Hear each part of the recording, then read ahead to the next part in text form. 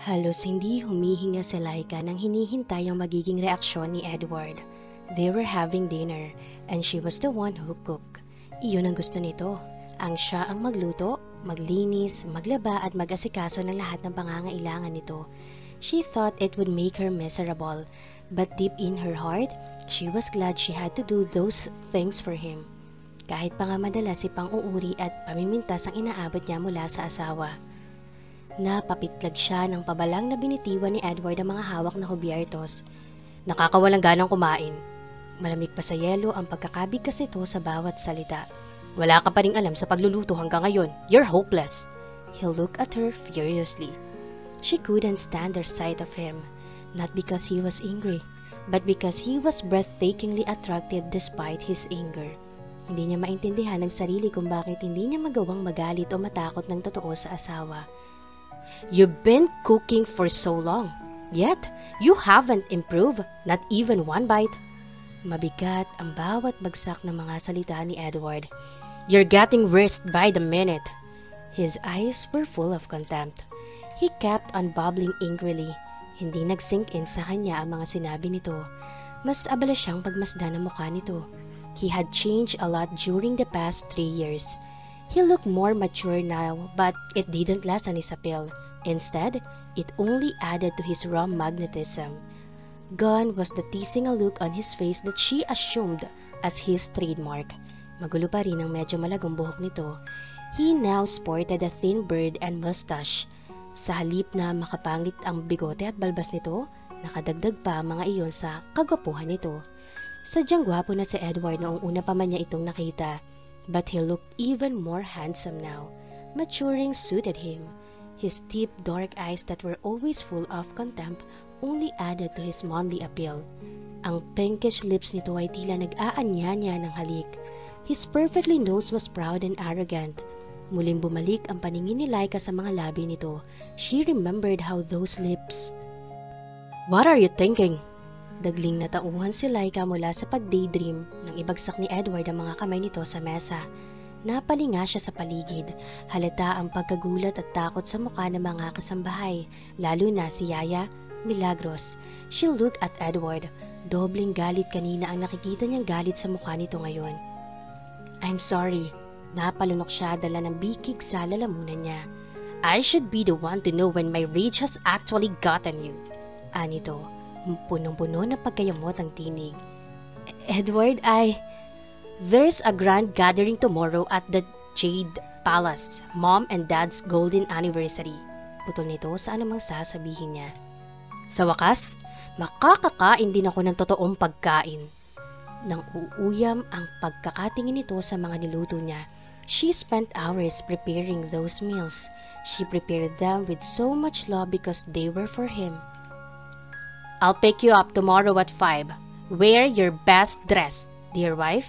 Papakita natin sa lahat kung gaano tayo kasayang nagsasama kahit na ang totoo ay madilim ang pagsasama natin sa bahay na to. Tila nalampas hanggang sa kaluluwa niya ang mga titig nito.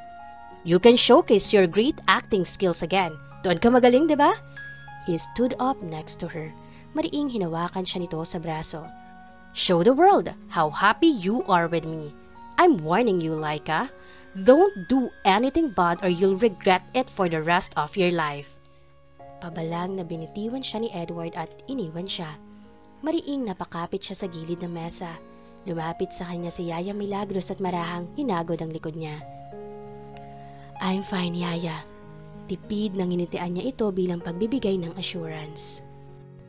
Masayang masaya ang ambience sa buong paligid. Pulos nakangiti ang mukha ng bawat taong nakakasalubong ni Laika. Naroon sila ni Edward sa Jade Palace, ang tanyag na mansyon ng mga magulang nito. Nakatayo ang mansyon sa pinakaunang bayan sa San Miguel na ang tawag ay Concepcion. Iyon ang pinakamayaman at pinakamaunlad na barangay sa buong San Miguel. Sila ni Edward ay sa Rivera Ramos pa nanggaling. Si Edward na lamang ang anak ng mag-asawang Montemayor na nakatira sa Pilipinas. Ito ang bunso sa 4 na magkakapatid. Ang lahat ng kapatid nito ay may asawa na at nasa ibang bansa nakatira. Halos 1 oras din silang nagbiyahe. Isa ring maunlad na bayan ng Concepcion. Hindi na nakapagtataka na may mga sinasabi rin sa lipunan ng mga nakatira doon. Ginanap ang magarbong pagdiriwang sa engrandeng hardin ng Jade Palace. Tiningala ni Laika ang mansyon. 6 hari iyon sa pagkakatindig. The mansion was a mixture of Spanish and American architecture. Tinatampukan ng isang napakalaking fountain ang gitna ng garden. Tila talagang pinagandaan ang okasyon. Nagpapatalbugan ng lahat ng bisita sa bihis at postura, mapababae o malalaki man. Of course, not everyone had the luck to be invited to that kind of gathering. Hindi na niya matandaan kung sino-sino ang mga taong nakasalubong niya at bumati sa kanya. Her mind was focused on Edward's hand, that tightly clasped her own. Ilang saglit pa ay magkakasama na silang lahat sa presidential table. Siya, si Edward, ang mga magulang niya at sina Mr. at Mrs. Montemayor. Puros negosyo ang naririnig niyang usapan ng mga kasama niya sa mesa. Hindi pa rin binibitiwan ni Edward ang kamay niya. Kahit hindi niya gusto ang mga ganoong uri ng pagtitipon, hindi pa rin niya maiwasang matuwa. She looked forward to that kind of occasion because it was the only time that Edward showed affection towards her. Kahit arte lamang yon, labis pa rin siyang natutuwa. Maya-maya ay tumayo ang mommy at daddy ni Edward. They stepped up to the stage as they held each other's hand. Kinuha ni Daddy Chris ang mikropono. Good evening, everyone. Maraming salamat sa pagdalo ninyo ngayong gabi. Before I propose a toast, gusto ko munang magpahayag ng aking damdamin. Everybody knows that this occasion is a celebration of golden anniversary. Tumikim muna ito, kapag Juan ay masuyong ngumiti sa asawa nito. Love was visible in his eyes. Happy anniversary! I love you so much, sweetheart. I'll never ever get tired of loving you. Mommy Vanessa turned misty-eyed. She was misty-eyed too. The old couple kissed and hugged each other.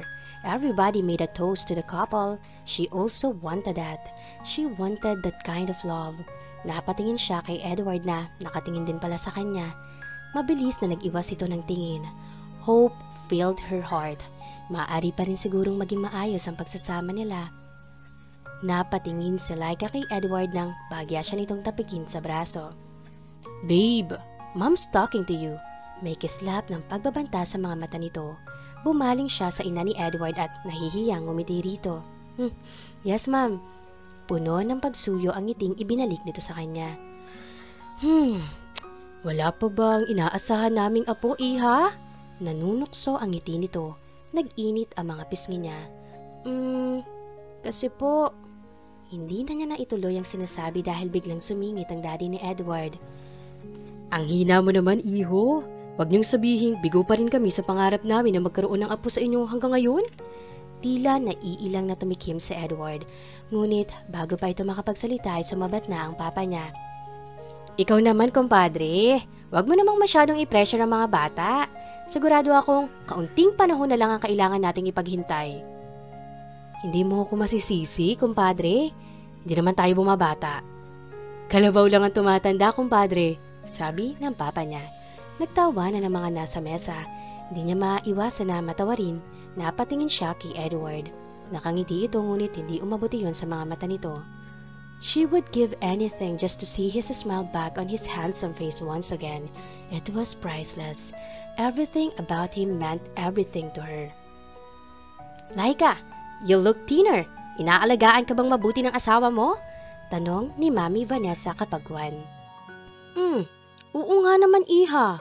Parang matamlay ka. Sigunda ng kanyang mama. Napatingin siya kay Edward. Nakatingin din ito sa kanya. He was smiling but she knew very well what was behind that smile. A dangerous glint was visible in his eyes.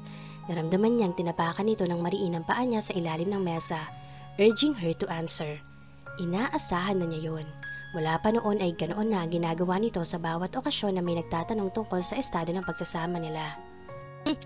Inaalagaan po akong mabuti ni Edward. I couldn't be happier. It's him that I love and would love for the rest of my life. Wala na po akong mahihiling pa. It came out as a whisper. Nataimik naman ang mga kasama nila sa mesa. Mukhang kontento naman ang mga ito sa sagot niya. Palihim na tiningnan niya si Edward. Wala siyang mabasang ekspresyon sa mukha nito. Inalis na nito ang paa nito sa ibabaw ng paa niya. Bahagyang sumakit ang paa niya dahil sa sobrang diin ng pagkakatapak nito roon. Ang totoo? Hindi naman na nito kailangan gawin yon. She would still say those words over and over. Hindi dahil iyon ang nararapat, kundi dahil iyon ang totoo. Iyon ang nararamdaman niya. Magkasama sina Laika at Edward sa buong durasyon ng party. Kahit minsan ay hindi umalis sa tabi niya ang kanyang asawa at gustong-gusto naman iyon ni Laika. Sa ganoong pagkakataon lamang niya ito nahahawakan, nayayakap at nahahalikan. Sinusulit niya ang bawat sandali ng mga ganoong pagkakataon. For him, the occasion was just an avenue for her to showcase her excellent acting skills. But for her, this was the only time where she could show him how she truly felt about him. Tulad ng dati, napapansin niyang sadyang nagpapakalasing ito nang hindi nahahalata ni numan maliban sa kanya. Maging ang simpleng paggalaw ng mga mata nito, napapansin niya. Nothing about him went past her. Kung maaari lamang ay hawakan niya ang kamay ng orasan ay tumigil na lang iyon sa pagtakbo. She wished she could hold his hands forever. She wished she could stay by his side for eternity. Marami ang lumalapit at bumabati sa kanila. Karamihan ay mga kaibigan nito at family friend. Ang ilan naman ay business associates. He gladly introduced her to them. It was all just part of the act of course. She felt a bit cold nang mapag-isa uli siya. Akmang yayakapin niya ito nang lumapit sa kanila ang mag-ina nila. Laika, come with us! Unang sabi ni Mama. We want to introduce you to some of our new friends. Nakangiting dagdag ni Mami Vanessa. Gusto kong ipagmalaki sa kanila ang maganda kong manugang. Bumaling siya kay Edward. Nagbabanta ang tingin nito pero ngumiti ito at sinabing, Sure babe, don't worry about me. He gave her a quick smack on the lips. Nagkangitian sa isa't isa ang kanilang mga ina. Tulala pa rin siya habang nakabrisete sa magkabilang braso ang mama at mami niya. She was introduced to several women. Karamihan ay kaedad o mas matanda pa sa dalawang ginang.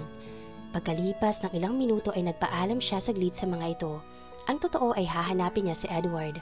Marahil ay nagpapakalunod na ito sa alak. Palingali nga siya sa paligid na may magsalita sa likuran niya. Looking for your husband? She took her time in facing him. Kilala niya ang boses na yon kahit hindi niya ito tingnan. It was Xander Trinidad. Kababata niya ito at may tuturing na pinakamatalik na kaibigan. Have you seen him? Tanong niya rito. She managed to look into his eyes. Saw him a while ago. Masuyong hinagod siya nito ng tingin. You're as beautiful as ever, even though you look pale. She couldn't find the right words to say. How are you? He smiled broadly. The devastatingly smile na kinababaliwan ng lahat ng mga babae. No woman ever survived his smile except her. Katulad pa rin ng dati. Nito, matabang nang umiti. Napayuko ang dalaga sa tinura ng binata. Nang mag-angat uli siya ng tingin dito, she had a genuine smile for him. You look good. Muli itong umisi. Yeah, but that's not enough for you. She felt uneasy. Xander? I know. Tumatawang putol nito sa kanya. I'm just kidding. Inilahad nito ang kamay sa kanya. Come on, let's dance. Nag-aatubiling tinitigan ni Laika ang nakalahad na kamay nito. Hindi iyon ang unang beses na mahahawakan niya ang kamay nito. They had been friends for the longest time. Magsasayaw lang tayo, please. For old time's sake. Nakikiusap ang tingin nito. She put her hand on his. Tila siya'y nakaramdam ng kapanatagan ng maglapat ang mga kamay nila. It had been years since they last held each other's hand like that. She felt a familiar calmness. Ang init na dulot ng kamay nito ay tila humahaplos sa buong pagkatao niya. Para na niya itong kapatid. Well, on her part, iyon ang nararamdaman niya. Wala siyang ibang pinagkakatiwalaan gaya ng pagtitiwala niya rito. Sa halip na pumunta sa dance floor, nanatili lamang silang nakatayo roon habang magkahawak kamay. You can tell me all about it, like? Anito kapagkuhan. She saw fondness in his beautiful brown eyes. Like? Ang palayaw nito sa kanya. Walang ibang tumatawag sa kanya ng ganoon kundi ito lamang. She was about to speak when she heard Edward's voice. Laika! Gulat na binawi niya ang kamay niya at agad na lumingon kay Edward. She saw fire in his eyes. Hindi rin niya alam kung paano lalapit dito. Montemayor! Seryoso na wika ni Xander. Naglakad palapit sa kanila ang kanyang asawa. Trinidad! Nagsukatan ng tingin ng dalawang lalaki. Walang sino man na nag-iwas ng tingin. Hindi naman niya malalaman kung paano magre-react nang hindi nakakakuha ng atensyon. Edward, we were just... I'm not asking for your explanation, Laika. Hindi tumitingin sa kanyang wika nito. You have a nice, sweet way of talking to your wife, Montemayor. Naniningkit ang mga matang sabi ni Xander. Wala kang pakialam kung paano ko kausapin ang asawa ko. Kitang-kita sa mukha ni Edward ang labis na pagpipigil nito ng galit. At tama ang sinabi mo. Trinidad, wife, my wife. Might as well get your own wife para hindi ka nakikiapid sa asawa ng may asawa. Napasinghap si Laika sa direktang akusasyon na pinakawalan ni Edward. Nagpalipat-lipat ang tingin niya sa dalawang lalaki. Kapag kuwan ay luminga siya sa paligid, nakahinga siya nang maluwag nang makitang hindi naman sila nakakuha ng atensyon ng iba. It seemed like everybody was minding their own business. Magsasalita sana siya pero nauunahan siya ni Xander. Don't be jealous, Edward. Laika and I were just catching up for old time's sake. Nang uuyam ang ngiting pinakawalan nito, tila tuwang-tuwa ito sa nakikitang pagtatagis ng mga bagang ng kanyang asawa. We have a great past after all. Hindi naman siguro masama kung mag-uusap kami. Literal na napigil ni Laika ang hininga habang hinihintay ang sagot ni Edward. Well, done. I hope you had a great time catching up. Her husband said coldly. Yeah, absolutely. Ani Xander na hindi pa rin nawawala ang nakakalokong ngiti sa mga labi. Kahit kailan talaga ay walang pinangingiligan ito, Xander is always had a teasing personality. Good. Ani Edward, hindi lang ang tinig nito ang kasinlamig ng yelo kundi maging ang mga mata nito. I'm afraid you have to continue catching up some other time. Kailangan na naming umuwi. Agad na hinawakan siya nito sa palapulsuhan at hinila palabas ng Jade Palace. Isang nagpapaumanhing tingin ang iniwan niya kay Xander. Ngumiti naman ito sa kanya, kita sa mata ng kaibigan ng pagmamahal nito na hindi niya makita sa kanyang asawa.